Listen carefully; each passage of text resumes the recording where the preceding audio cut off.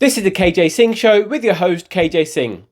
So, the mainstream news and politicians want you to believe that anti Semitism is widespread and it's the thing that is fueling the momentum of those in favour of Palestinian rights.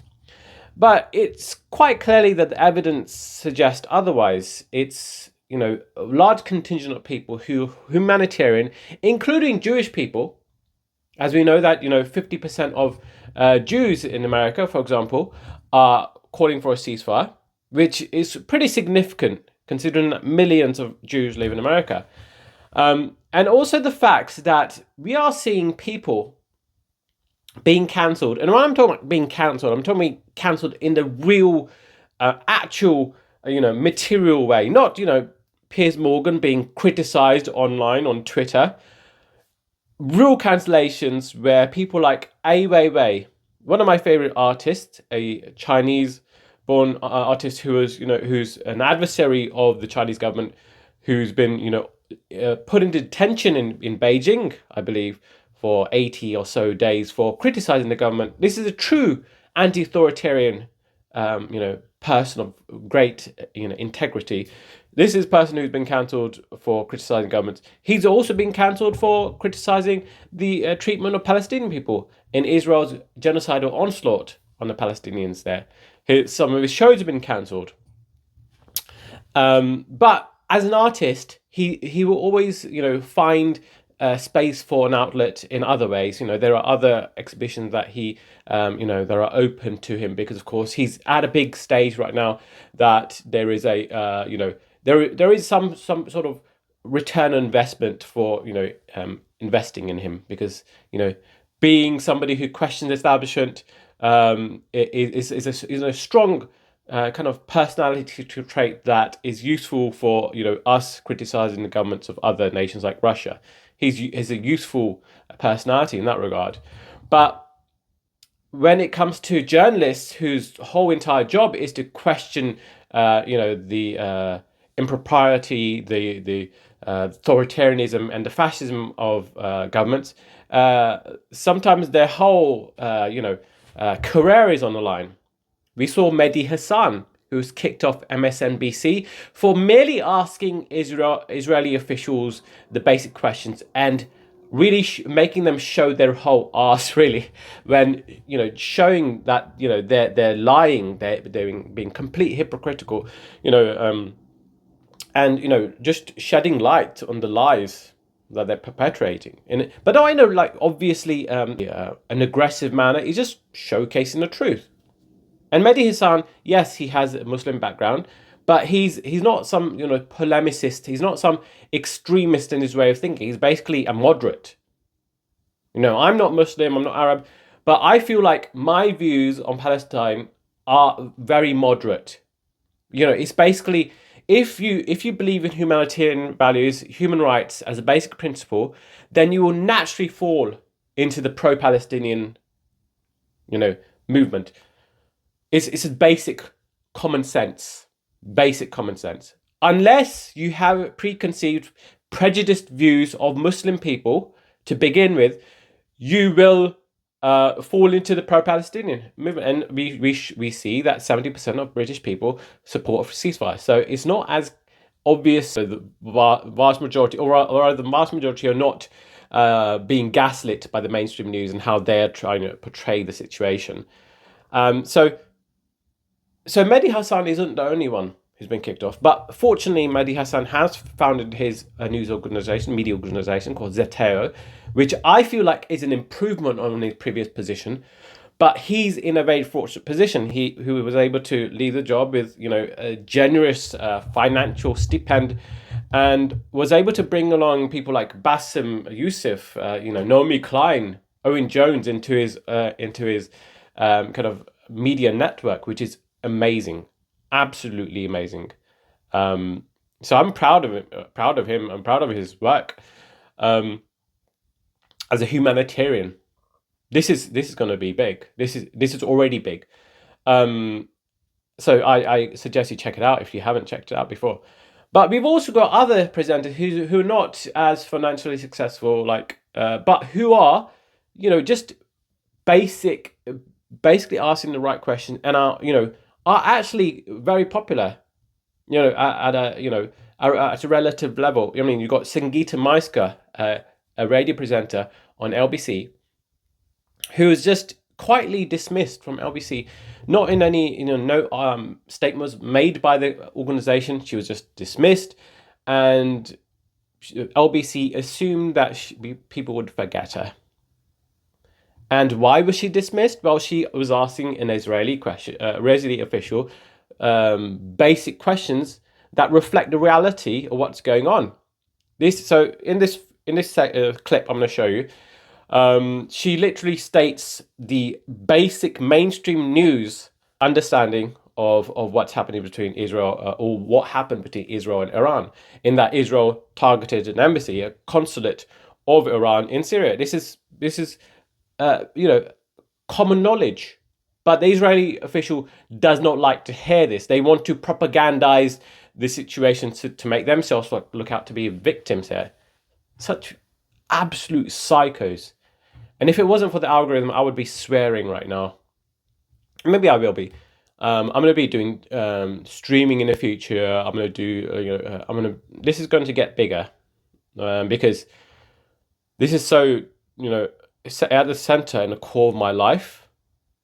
Palestinian human rights, because if Palestinian human rights don't matter, neither do the human rights of the people in the Congo, neither do the human rights of people in Punjab, where my family live, neither do the human rights of our neighbors, neither do our human rights.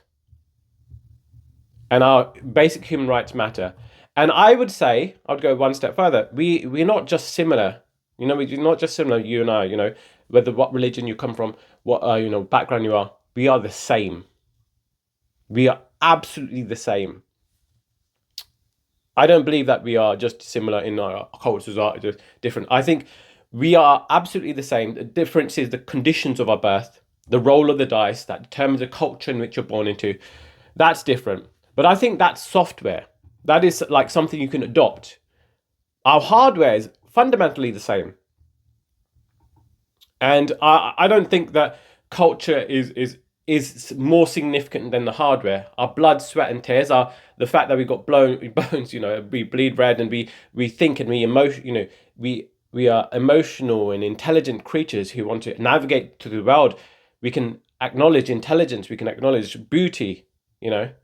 Beauty and intelligence. Doesn't discriminate in the four corners of the world. It finds itself in the tribes of Nairobi or in Kenya. It finds itself in colder regions of the northern Antarctica. It finds itself everywhere. It doesn't discriminate. The categorizations we make are self-serving narratives pushed by patriarchal societies, and we need to make sense of this and understand, cut through that bullshit. So she's calling out this arse, and so have a look. What the Iranians, of course, have said is that this is a retaliatory strike after Israel struck its consulate in Syria. Now, we all know that the way diplomacy works is consulates and embassies are considered sovereign territory of the government that is concerned. What Israel did by taking that action against Iran was escalate what is already an incredibly fragile situation. Sangita, that's an outrageous framing of the reality. It's not an outrageous framing. I've just been speaking to somebody who is a diplomat to Iran from the UK government. That's not an outrageous framing of it. What Israel did was strike what is considered in diplomatic circles the sovereign territory of Iran, whether we like it or not. No. And there was undoubtedly going to be a blowback. So did Israel game out what was going to happen next? Firstly, I'm not going to speak directly to that strike. What I can say definitively, and this is why it's outrageous, I can say definitively is that wasn't an embassy, it wasn't a consulate, it wasn't any type of diplomatic mission. It's been widely reported as that. Because that's what Iran says. Because that's what Iran says. So would you like to copy and paste? Are you suggesting every single news organization in the world has got that wrong? It's not just the fact that she stated basic facts. And this is a person who's not a Muslim, it's not somebody who has a self-interest in, in Palestinian movement. In fact, a huge proportion of people who are pro-Palestinian aren't Muslim to begin with. But it's important to note that, these are just people who, discussing the most basic facts on the ground. And she's been kicked off for just stating the obvious. And the fact that she's got a backbone, she's got the emotional intelligence to say, actually, no, I will not be browbeaten. I will not be, placating to your arrogance, to your ethno-supremacy, the ethno-supremacy that is so inbuilt into this society as we speak right now. Which is interesting because, when Zionism was first concocted, vast majority of Jews weren't Zionists. It's only through indoctrination, it's through cultural just reinforcement of this narrative that you need to have this state to maintain some safety, which is ironic considering the most safest places on this planet are in the West for Jewish people, not in Israel. I mean, it's quite obvious. And this desperation to maintain safety of this nation that is committing apartheid, committing ethnic cleansing, genocide, mass collective punishment. This desperation to maintain safety in this region is the reason why they're so desperate to, act in such abrasive manner.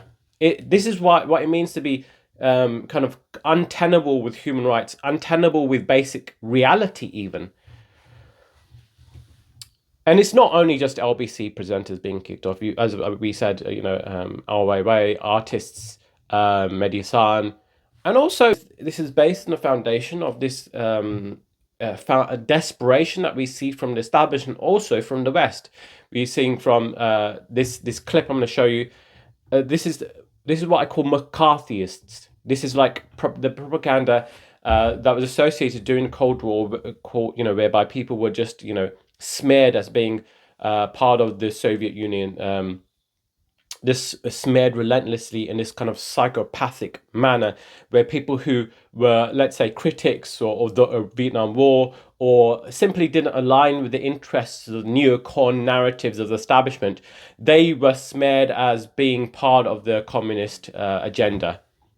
This is kind of a conspiracy in the way that, let's say, in the way that all right-wing conspiracies are, whereby everyone is smeared in a certain way and they're part of some sort of cabal or conspiracy to try and take over the country. So listen to this clip by this US representative. Like, how can anyone take this seriously? This just showcases the desperation, because these students, to give you some context, these students are setting up encampments, but they're not stopping students from entering into classes. They're simply, they've got demands that are basic, human rights based demands.